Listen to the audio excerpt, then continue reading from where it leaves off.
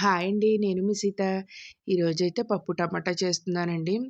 మా వాళ్ళైతే వారంలో ఒక్కరోజైనా సరే ఇలా పప్పుతో అయితే పప్పు టమాటా లేదంటే పప్పు మామిడికాయ, పప్పు తోటకూర, పప్పు పాలకూర, పప్పు ఆనపకాయ, పప్పు బీరకాయ ఏదైనా సరే ఇలా పప్పుతో అయితే ఒక రోజైతే ఇలా కంపల్సరీ అయితే చేసుకుంటామండి.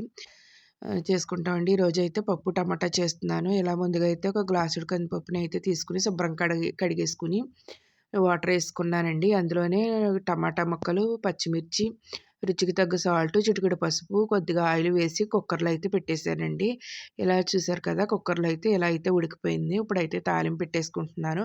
ముందుగా కడాయి పెట్టుకొని, స్టవ్ వెలిగించుకొని, కడాయి పెట్టుకొని, ఆయిల్ వేసుకొని, ఆయిల్ వేడెక్కాక ఆవాలు, జీలకర్ర, ఎండుమిర్చి, కరివేపాకు, కొత్తిమీర వేసేసుకొని ఇలా అయితే తాలింపు పెట్టేసానండి. సూపర్ టేస్టీగా ఉంటదండి. నా వీడియో నచ్చితే ప్లీజ్ సబ్స్క్రైబ్, లైక్ చేయండి, షేర్ చేయండి, కామెంట్ చేయండి. బాయ్ అండి. Next video